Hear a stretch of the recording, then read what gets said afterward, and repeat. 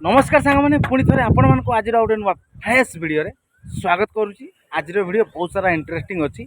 आपण मैंने प्रथम रु शेष पर्यटन देखूँ। आज कम बहुत शिखला भाया कम तो देखिपे आम आज टॉप लेवल पूरा छात पड़ी माने सीढ़ी घर टॉप लेवल है कि जो आपण मानकर दिताला करूँ तीन ताला करूँ आपण मानकर सीढ़ी घर छात पकाती सी डिजाइन छात पकाती नुह कि किसी किसी लोक कौन करती सिंपल भी करती। तो चलतु आमर आज जो टॉप रे छात पड़ू छात जो पड़ू आम सामना को केमती प्रोसेस रे डिजाइन बनाऊँ जोटा कहुए पारागुला। तो सहीटा आम केमती बनाऊँ आपण मैंने भी शिखे आपण मैंने जो तैयारी करेंगे सहज उपाय जापर नुह कि। तो चलतु सेपटे आम देखिपे आमर रड बाइंडिंग छात पूरा कम्प्लीट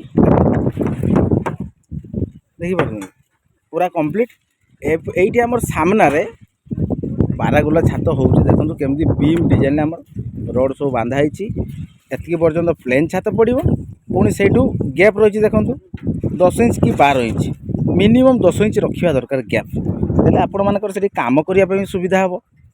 ना जदि आम पूरा गैप कमेदबा से आपण मानकर प्लास्टर करते सुविधा हेनी रड बाइंडिंग करते पटा सेंटरिंग सबकि सुविधा हेनी।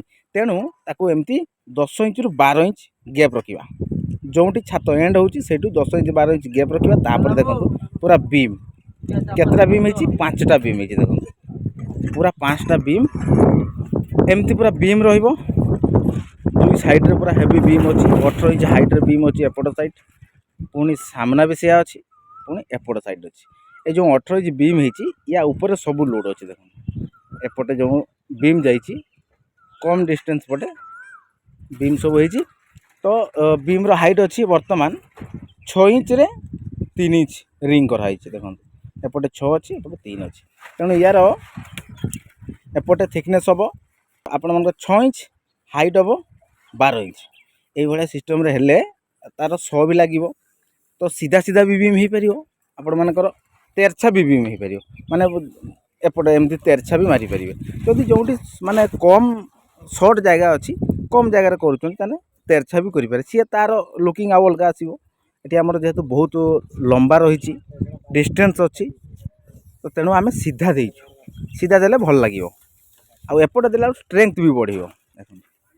रड बांधा पूरा कंप्लीट यापर आमर पटा सेंटरिंग चलती जमती आम मुटे 6 इंच कहली तो से 6 इंच हिसाब से आम पटा को लगेचु।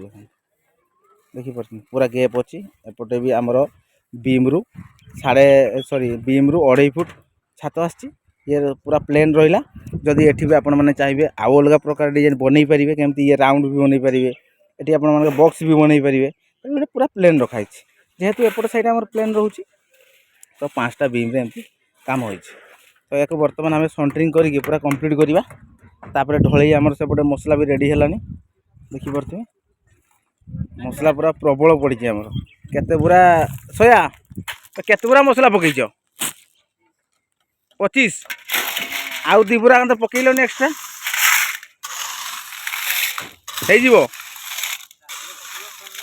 हो। तो एपटे आमर मसला प्रस्तुत चली आम ढलई डाला स्टार्ट करवा। तो एपटे आमर पूरा प्लेन छात अच्छी आमर से सीढ़ी अच्छी। देखो ये जो बीम है बीम रु सेपट बीम को आम सीढ़ी घर थिला तो सीढ़ी घर एति पर्यटन थिला एत बड़ छात आमर है ऊपर गोटे स्टोर रूम है यू एति पर्यटन गोटे स्टोर रूम बनाने है कि यहाँ बालकुनी अच्छी एपट साइड में देखो एति पर्यटन यहाँ बालकुनी अच्छी। तो यहाँ सामना रोचे जेहेतु से आमर पारागुला है देखिपार। बर्तमान आमर सेंटरिंग काम चली रड बांधा तो कंप्लीट देखले पूरा सेंटरिंग करके आम ढलई करवा केमती ढलई करुचु आ ढलई हो सारा केमती लगुच सबकि आपने देखिए। चलतु आमर वीडियो कंटिन्यू करूँ आम भी काम कंटिन्यू करुचु केमती ढलई होउची आपण मैंने देखिए जानवे। तो एबे आपण मैंने क्लीयर हेले तो रड आम केमती बांधिबा केते हाइट रे बीम तैयारी करवा तो केते मापरे भी करवा जब आप शॉर्ट जगह अच्छी छोट छोट भी बनई पारे तार लुकिंग अलग आसो। तो ये आमर बहुत लंबा थिला तेणु ये प्रोसेस रे आपण मैंने भी करंतु जो पूरा टॉप हो जाउची तो सेठी एमती कले आपण मानकर माने कोन देखिया पई भी सो लागी ना कोन कहउछन। चलंतु फाइनली देखि परतबे हमर छात काम पूरा कंप्लीट देखंतु केमती लगुच। आमर जो पारागुला छात आम फास्ट टाइम तैयारी करिचु तो आपण मैंने जो मैंने जानी पारु नाहंती जो मैंने तैयारी करिया पई भी चाहूचंती एमती करंतु देखिए तार लुकिंग पूरा अलग आसीबो आउ बहुत बढ़िया डिजाइन भी हो पार देखो आमर जेहेतु ये बहुत लंबा थिला तेणु आम सर्ट पटे आम बीम देचु जदि आपण सर्ट रे बनाऊँच ताले आहरी भल डिजाइन भी हो पार एमती बीम रे आपण राउंड रे देखो जो बीम आम 5टा तैयारी करूँ तार हाइट बर्तमान 12 इंच अच्छी आउ तार मोटे 6 इंच अच्छी এইভাবে সেপট সাইড্রে আমার যে গোটে ছাত ভায়া হয়েছিল তাকে আমি দুই সাইড্রে ছাত বনাইছু আউ মঝিরে খালি বিম তৈরি করছু দেখুন আর ছাত খোলা পরে তো ভাই পুরা অলগা রকম দিশিব মু জানিছি হল কি আউ চারি সাইড্রে যে আমি বিম লগাইছু তার মাপ আছে 18 ইঞ্চ হল কি এই যে ছাত আরপট সাইড্রে বিম ଅଛି এ বিম সব 18 ইঞ্চ হাইট্রে ଅଛି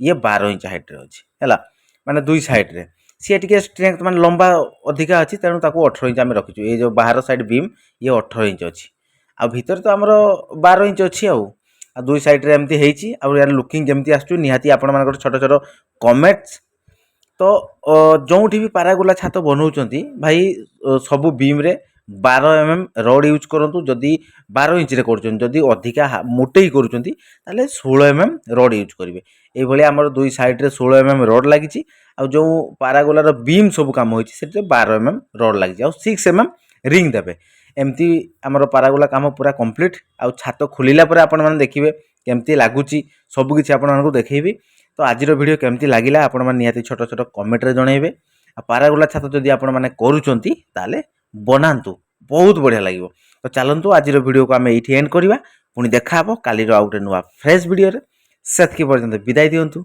रोचु नमस्कार जय जगन्नाथ जय हिंद।